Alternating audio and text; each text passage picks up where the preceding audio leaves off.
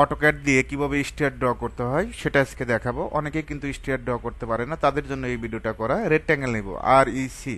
রেক্ট্যাঙ্গেলের shortcut key? আর E C, এটা তো জানো তাই না?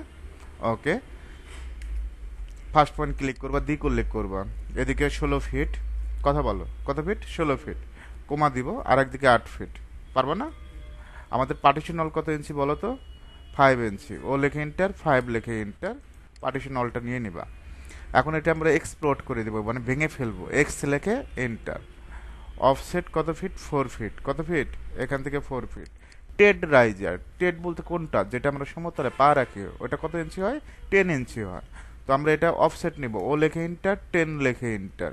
জাস্ট এখানে একটা ক্লিক করলে, এখানে মাল্টিপুল আছে তো তাই না? মাল্টিপুলে ক্লিক করবা, ক্লিক করলে জাস্ট ক্লিক, বারবার অফসেট নিতে হবে না। ও লেখে ইন্টার, 10 লেখে ইন্টার, এটা দিতে হবে না। ক্লিয়ার? এখন আমরা লাইন নেব। First point click, second point click.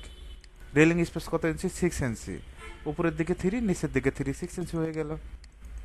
তারপরে এটা সিলেক্ট করে ডিলেট, তারপর ট্রিম করে দিবা, টিআর লেখে ডাবল এন্টার, সুন্দরভাবে ট্রিম করে দিবা। আর এটা বাউন্ডারি করবা, বিও লেখে ইন্টার, বাউন্ডারি শর্টকাট বিও লেখে ইন্টার, পিক পয়েন্ট। জাস্ট এখানে আমরা ক্লিক করে এন্টার দেব। অফসেট 2 ইঞ্চি। কত ইঞ্চি? 2 ইঞ্চি। ওকে, অবশ্যই ইনসাইডে নিতে হবে, ভিতরের দিকে, ঠিক আছে? এখন আমরা এখানে একটা উইন্ডো দিব। উইন্ডো কিভাবে দেয় সেটাও দেখো। এল লেখে এন্টার, লাইন এই পয়েন্ট থেকে এই পয়েন্ট, অফসেট 2 ফিট 6। কত নিবা? মানে 5 ফিটের উইন্ডো দিলে 2 ফিট 6 নিতে হবে। তারপর ট্রিম করবা। এখন যদি যদি বলি যে 4 ফিটের উইন্ডো, তাহলে এদিকে 2 ফিট, এদিকে 2 ফিট, একেবারে সহজ। তারপরে রেক্ট্যাঙ্গেল নিবা, R E C. First point, second point, অফসেটটা 2 ইঞ্চি, ও লেখে এন্টার, 2 লেখে এন্টার।